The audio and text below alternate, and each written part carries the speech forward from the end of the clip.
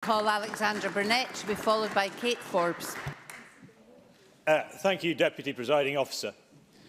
Today we could be debating our crippling NHS service, our failing education system, or our lagging Scottish economy, or any of the other achievements of a decade of SNP rule.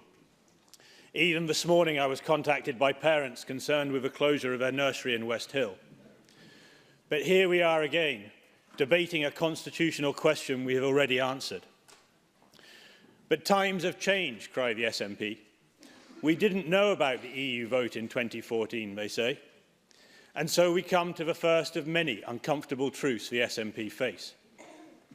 On page 279 of their white paper, it said Scotland faces the possibility of leaving the EU because of Westminster's planned in-out referendum. So despite their protestations, they did know about the possibility of Brexit.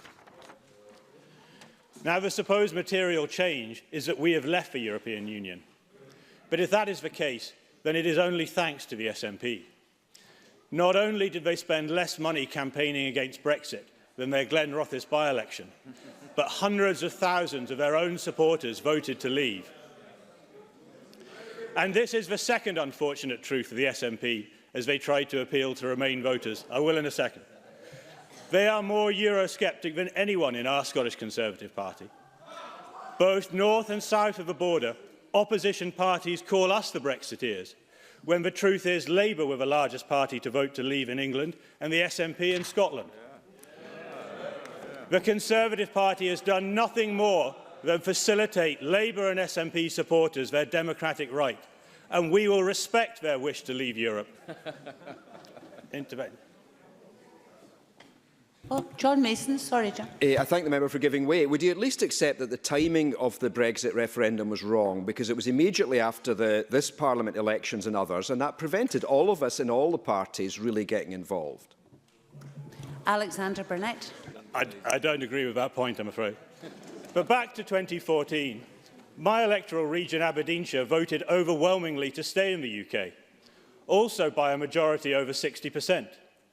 So is their vote somehow considered different to when Scotland voted on Brexit? Will the First Minister guarantee that in her referendum, Aberdeenshire and 27 other regions will not be taken out of the UK against their will by Glasgow and Dundee? But how about... Yes. Sorry. Andy Whiteman. Thank you very much, Mr Burnett. Alex Burnett stood at the 2015 general election for Aberdeenshire, Western Kincardine on a manifesto that included safeguarding British interest in the single market.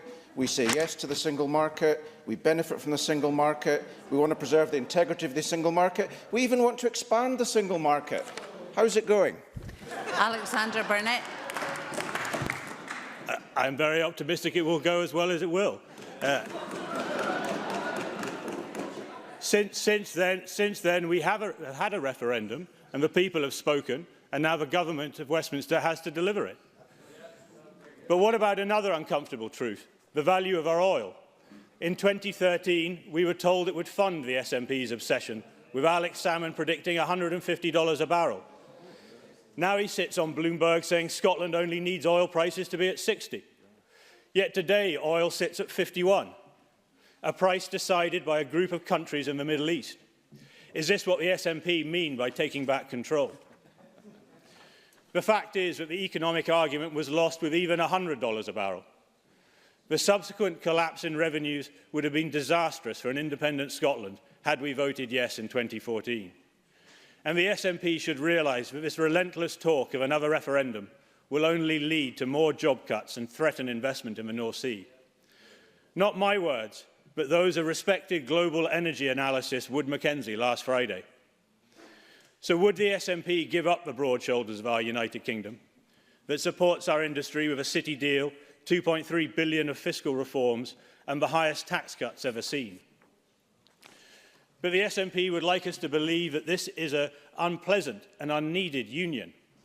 They say, stop the world, Scotland wants to get on. But I say to them, we are already on, and look what we have achieved together. Ending slavery, fascism, dictatorships. They forget that Britain was called the workshop of the world, From the Industrial Revolution to the Internet and everything in between, our shared inventiveness has changed the world over and over again for the better. Yeah, certainly. Claire Adamson.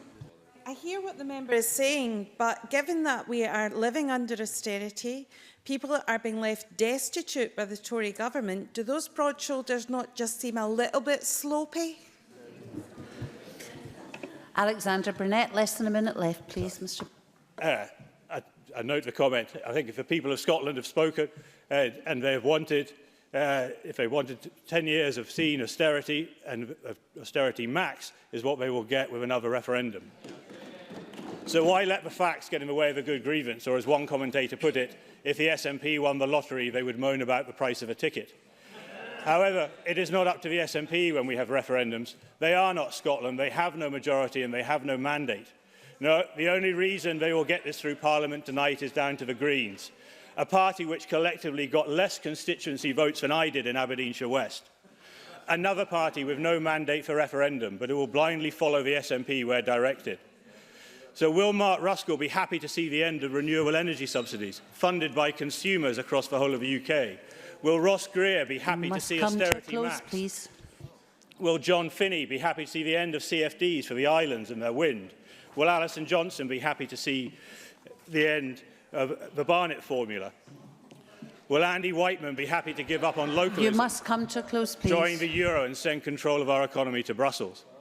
Will Patrick Harvey remember his pledge of a million-strong petition? You must come to a close, please. Will they ever gain their voters' trust again, or are they still a million miles from credibility? Thank you.